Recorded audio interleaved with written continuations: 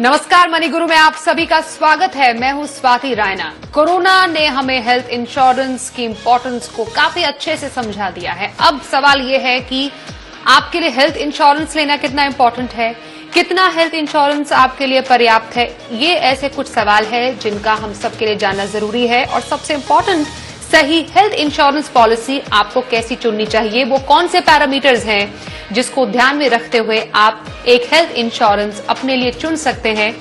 इन तमाम सवालों का जवाब हम जानेंगे आज मनी गुरु के इस एपिसोड में। हमारे साथ आज हैं रचित चावला, सीईओ फिनवे। रचित, आपका बहुत स्वागत है मनी गुरु के आज के इस एपिसोड में। Thank you for inviting. तो आज शो में हम क्या खास चर्चा करने जा रहे हैं, सबसे पहले उस पे हम नजर डाल लेते हैं। आज हम शो में जानेंगे हेल्थ इंश्योरेंस लेने की पूरी प्रोसेस क्या है, इस प्रक्रिया को समझेंगे start to finish. Family plan versus single plan, दोनों में क्या फर्क है और क्या फायदे हैं। इंश्योरेंस में राइडर एड ऑन कवर क्या है और ये कैसे काम आता है। साथ ही उम्र के हर पड़ाव के हिसाब से आप कैसे इंश्योरेंस का चुनाव कर सकते हैं, इस पर भी आज हम चर्चा करने जा रहे हैं। सबसे पहले रचित, मैं आपसे यही समझना चाहती हूं कि जब हम हेल्थ इंश्योरेंस लेने की बात करते हैं तो कई लोग हमसे सवाल पूछते हैं, हेल्थ इंश्योरेंस लेना इंपॉर्टेंट तो है, लेकिन हेल्थ इंश्योरेंस कैसे लिया जाए, उसका चुनाव सही तरीके से कैसे किया जाए, ये जरा हमें गाइड कीजिए। इसलिए हम आपसे यही समझना चाहते हैं कि जब किसी को कोई हेल्थ इंश्योरेंस लेना होता है तो किन किन बातों का ध्यान में रखते हुए उसे हेल्थ इंश्योरेंस अपने लिए, मतलब एकदम परफेक्ट हेल्थ इंश्योरेंस अपने लिए चूज करना चाहिए। देखिए, हर एक हेल्थ इंश्योरेंस के पीछे उस व्यक्ति की जो स्थिति है, वेदर वो सिंगल है, मैरिड है, उनकी फैमिली कितनी बड़ी है, उनके कितना उन्हें लगता है कि कवरेज अमाउंट की जरूरत है। आई थिंक एक इंडिविजुअल जिस स्टेज ऑफ लाइफ पे है वो बहुत क्रिटिकल है हेल्थ इंश्योरेंस चूज करने के लिए। बहुत सारी हेल्थ इंश्योरेंस कंपनी है जो अलग अलग फीचर्स देती है इंडिविजुअल प्रेफरेंस के हिसाब से। जो जिसका ऑब्जेक्टिव है वैसी इंश्योरेंस पॉलिसी मार्केट में अवेलेबल है। बट सबसे पहले जो सबसे इंपॉर्टेंट पॉइंट है वो है कि उस व्यक्ति को क्या लगता है कि क्या कवरेज अमाउंट की हेल्थ इंश्योरेंस उसे लेनी चाहिए।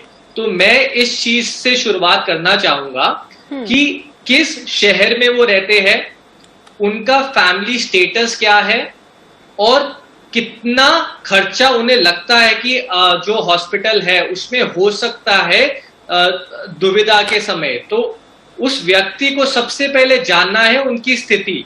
अगर वो इंडिविजुअल है, नॉन मैरिड एंड कोई उनके फैमिली में डिपेंडेंट नहीं है, तो मुझे लगता है एक मेट्रोपॉलिटन सिटी के लिए 5 लाख का कवरेज अमाउंट तय करना बिल्कुल ठीक रहेगा। अगर उनकी स्थिति डिफरेंट है तो उन्हें कवरेज अमाउंट अकॉर्डिंगली चेंज करना पड़ेगा। तो डिपेंड करता है कि इंडिविजुअल की क्या स्थिति है एंड अकॉर्डिंगली वो हेल्थ इंश्योरेंस प्लान शॉर्टलिस्ट करना स्टार्ट कर सकते हैं अपनी स्टेटस को जान के पहले। ओके, ये तो एक शुरुआती कदम है जिसको ध्यान में रखते हुए, मतलब आपकी उम्र, आपके शहर, आपका इनकम और सबसे इंपॉर्टेंट हेल्थ इन्फ्लेशन, मतलब जिस हिसाब से बीमारियों के इलाज के खर्च बढ़ते जा रहे हैं उसको ध्यान में रखते हुए आपको हेल्थ इंश्योरेंस चुनना है। ये पहला स्टेप ले लिया।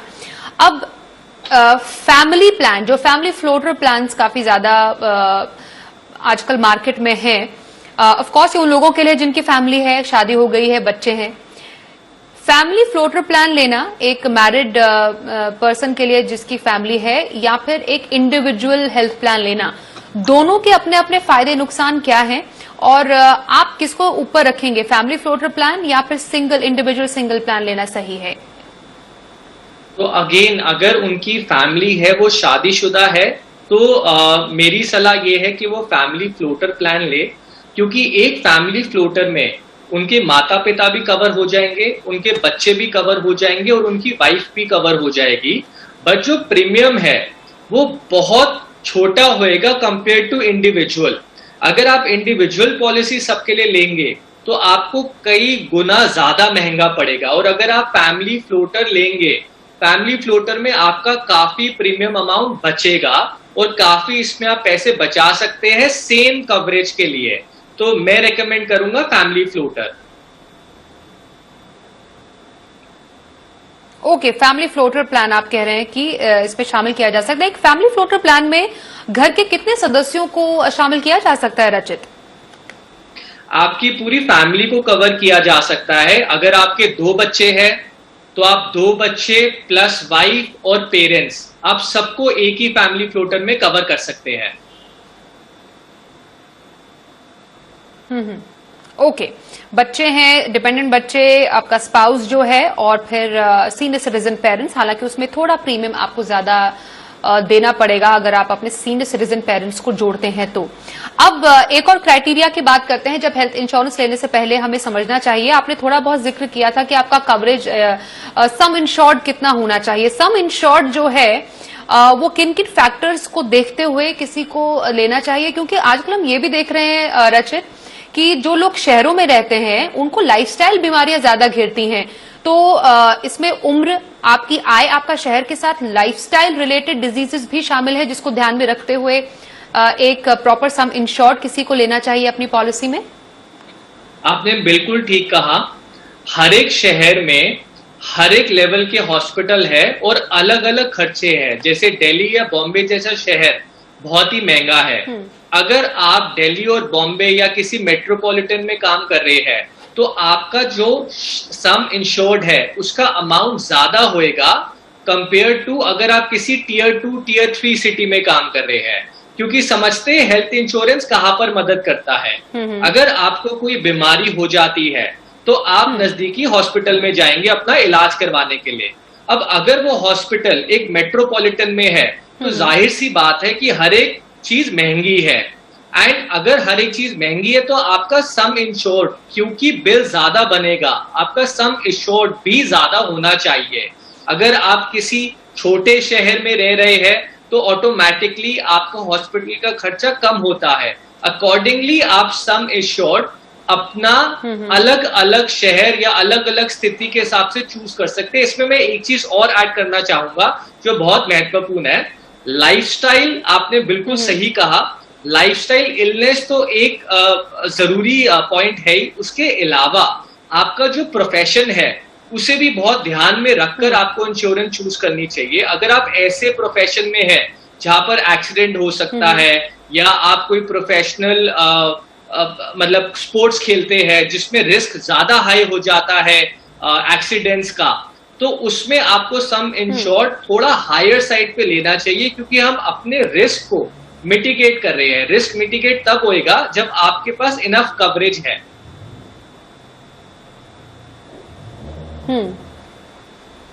ओके, तो ऐसे में इस बात का हमें जिक्र करना पड़ेगा कि उम्र के हिसाब से कितना हेल्थ इंश्योरेंस आपके लिए पर्याप्त है, जिसकी चर्चा हम थोड़ी देर बाद करेंगे आपसे रचित। लेकिन उससे पहले कई लोग क्लेम सेटलमेंट रेशो को लेकर सवाल पूछते हैं कि क्लेम सेटलमेंट रेशो क्या होता है, और कोई भी हेल्थ इंश्योरेंस लेने से पहले क्लेम सेटलमेंट रेशो एक तो कितना इंपॉर्टेंट होता है देखना, और कैसे चेक किया जाए, इससे क्या पता चलता है? देखिए, ये जो इंश्योरेंस कंपनीज को रेगुलेट करती है, जिसे IRDA कहते हैं, उनके द्वारा हर एक इंश्योरेंस कंपनी को क्लेम सेटलमेंट रेशियो अपनी वेबसाइट पे हाईलाइट करना जरूरी है। एंड ये क्लेम सेटलमेंट रेशियो अपडेटेड रहता है हर एक इंश्योरेंस कंपनी की वेबसाइट पर। मेरे हिसाब से इंश्योरेंस कंपनी चूज करते हुए ये सबसे क्रिटिकल फैक्टर है, क्योंकि इसका मतलब क्या है, सपोज किसी इंश्योरेंस कंपनी का क्लेम सेटलमेंट रेशियो है 98%, इसका मतलब है कि अगर उनके पास 100 क्लेम्स आए, उन्होंने सिर्फ 2 क्लेम्स को रिजेक्ट किए, 98 को पास कर दिया।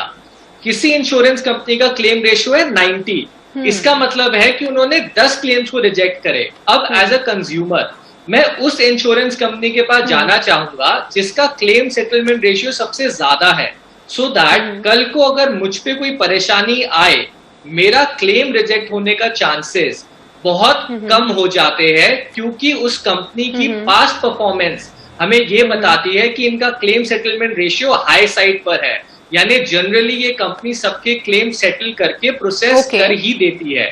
तो कोई भी कंज्यूमर इन इंश्योरेंस कंपनीज की वेबसाइट पे जाकर क्लेम सेटलमेंट रेशियो जरूर देखे। मेरे हिसाब से बहुत महत्वपूर्ण है कि जितना हाई क्लेम सेटलमेंट रेशियो, उस कंपनी को प्रेफरेंस दी जाए।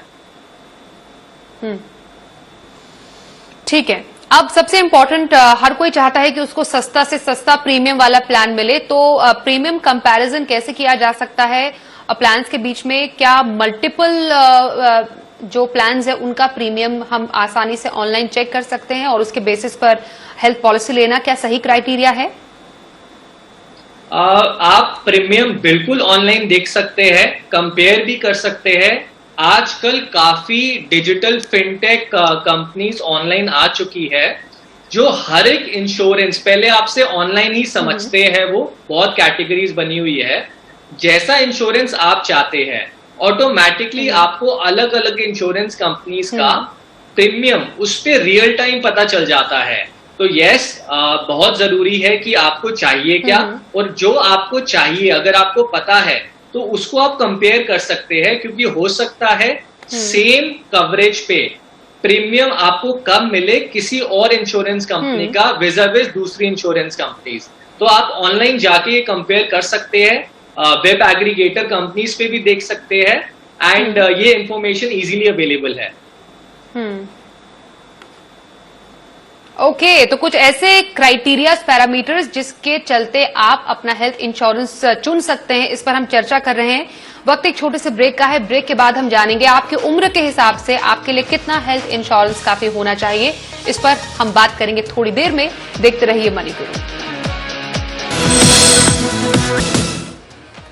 मनी गुरु में आज हम बात कर रहे हैं कि हेल्थ इंश्योरेंस आप कैसे चुन सकते हैं और सही हेल्थ इंश्योरेंस आपके लिए कितना होना चाहिए।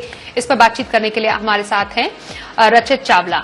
रचित, एक बार ये बताइए कि किसी को अगर हेल्थ इंश्योरेंस प्लान चुनना है तो नेटवर्क अस्पताल जो होते हैं, जब हम कोई अपने लिए हेल्थ प्लान चुनते हैं उसके लिस्ट में बहुत सारे नेटवर्क अस्पताल होते हैं, तो नेटवर्क अस्पतालों का जो एक दायरा है वो चेक करना कितना इंपॉर्टेंट है?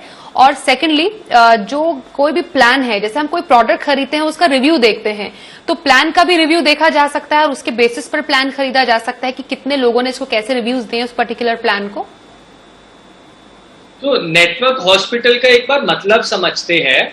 हर एक इंश्योरेंस कंपनी गिने चुने हॉस्पिटल के साथ काम करना पसंद करती है, और वो हॉस्पिटल का जो नेटवर्क है हेल्थ इंश्योरेंस लेते वक्त वो इंश्योरेंस कंपनी कंज्यूमर को बताती है कि कल को अगर आपका हेल्थ में कुछ प्रॉब्लम होता है तो ये हॉस्पिटल में आप जाकर अपना इलाज कर सकते हैं, और हम उस हॉस्पिटल को खर्चा देंगे आपके बिहाफ पर।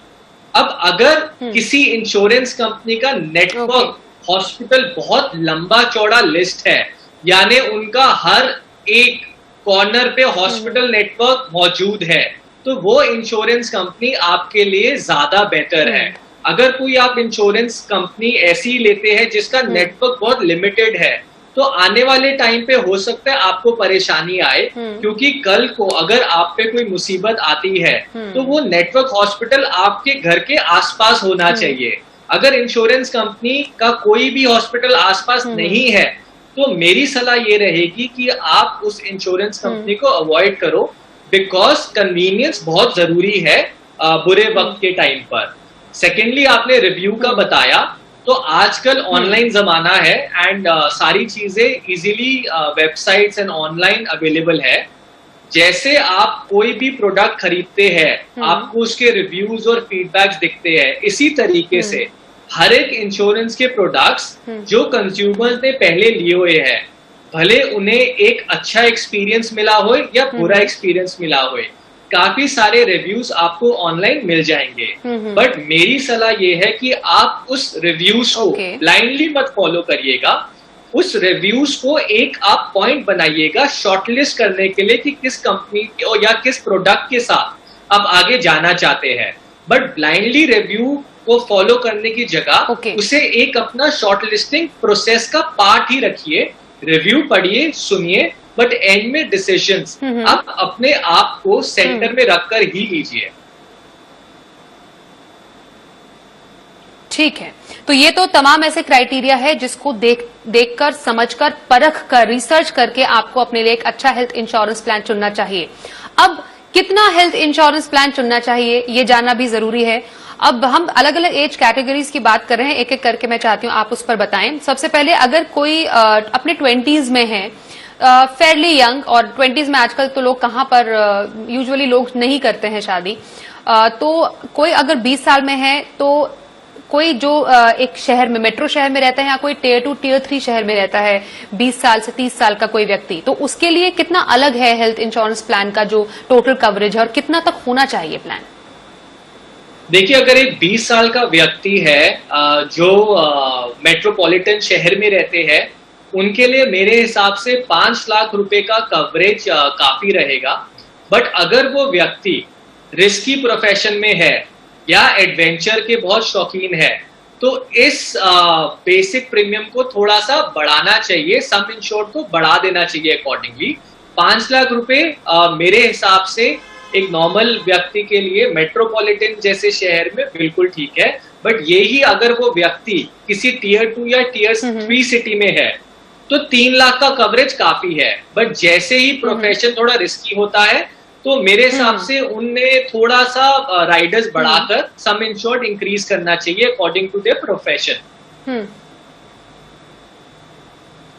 ओके, अब हम 30 साल की उम्र के पड़ाव पर आते हैं। 30 से 40 साल यूजुअली शादी हो जाती है, बच्चे भी होते हैं, तो यहाँ पर तो प्लानिंग डिफरेंट हो जाएगी। जो एग्जिस्टिंग प्लान है, आप कह रहे हैं कि मानिए बेसिक प्लान 5 लाख का है, उसमें मानिए आप एक्सीडेंटल कवर भी जोड़ दें, अगर आप थोड़े रिस्की प्रोफाइल में, आप एडवेंचर पसंद हैं, तो वो जो पूरा जो कवरेज है, जो सम इंश्योर्ड है, वो बढ़कर कितना ज्यादा हो जाएगा अगर आप 30s to 40s के एज ब्रैकेट में आते हैं तो? देखिए, इसमें और भी काफी फैक्टर्स इन्वॉल्व है। अगर आप 30 साल की उम्र में है, तो मैं मानता हूं कि आप एक कंपनी में काम भी कर रहे होंगे, प्रोफेशनल होंगे। अगर उस कंपनी ने आपको कोई इंश्योरेंस दी हुई है, तो मेरी सलाह ये है कि आप उस इंश्योरेंस कंपनी को कॉल करिए और उस इंश्योरेंस कंपनी को फैमिली फ्लोटर में कन्वर्ट कर दीजिए, सो दैट जो इस कंपनी में आप काम कर रहे हैं, वो ऑलरेडी इंश्योरेंस आपको प्रोवाइड कर ही रही है। आप उस इंश्योरेंस को जैसे ही फैमिली फ्लोटर में कन्वर्ट करते हैं, आपको बहुत फायदा होएगा। आपकी पॉकेट से मिनिमम पैसों में आपकी वाइफ, आपके बच्चे भी कवर हो सकते हैं। उसके बाद अगर आप अपने पेरेंट्स को भी कवर करवाना चाहते हैं, तो आप एक टॉपअप प्लान ले सकते हैं। आप अपनी जरूरत को समझिए। अगर आपको लगता है कि मेरी फैमिली बड़ी है और मेरे पेरेंट्स की भी एज ज्यादा हो रही है, तो आप अपना सम इंश्योर्ड जान के उसके साथ एक टॉपअप प्लान ऐड कर दीजिए।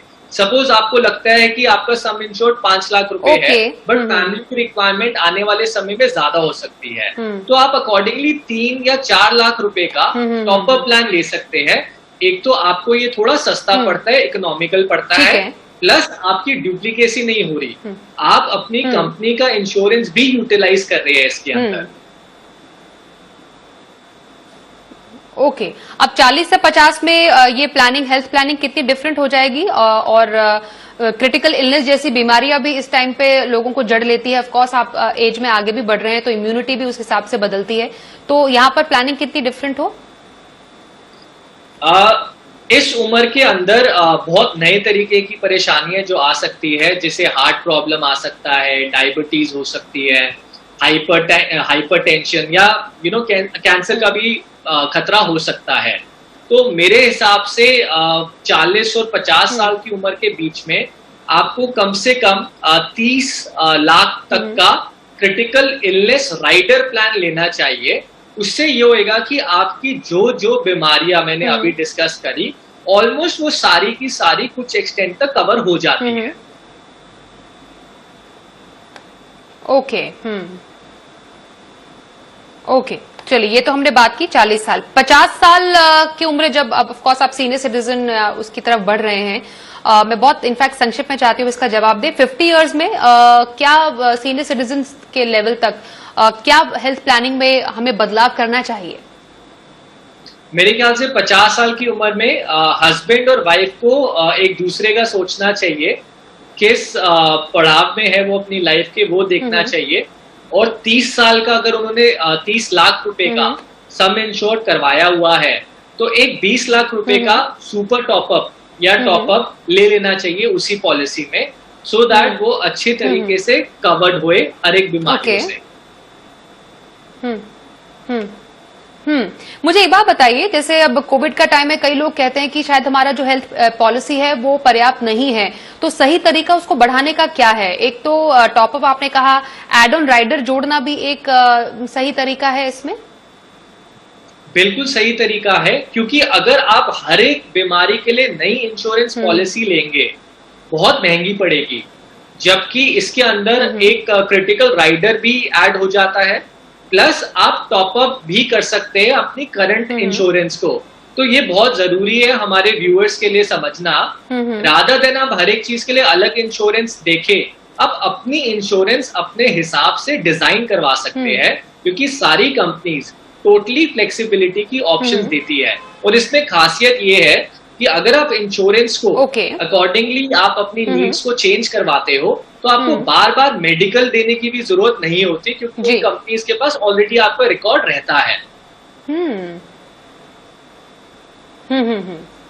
ओके, तो अगर आपको अपने हेल्थ इंश्योरेंस का दायरा बढ़ाना है तो टॉपअप या सुपर टॉपअप प्लान लेना सही होता है, जिसकी खूबियां हम आपको अभी बता रहे हैं। साथ ही क्रिटिकल इलनेस को राइडर के तौर पर जोड़ना ज्यादा सही रहता है। जैसे रजत बता रहे हैं कि हर एक बीमारी के लिए अलग पॉलिसी लेना सही तरीका नहीं है। आप कम प्रीमियम देकर राइडर प्लान या फिर टॉपअप या सुपर टॉपअप अपने प्लान को बढ़ा सकते हैं, उसका दायरा बढ़ा सकते हैं। तो हेल्थ इंश्योरेंस की इस बारीकियों को समझाने के लिए रजत, आपका हमारे साथ मनी गुरु में आज शामिल होने के लिए बहुत शुक्रिया।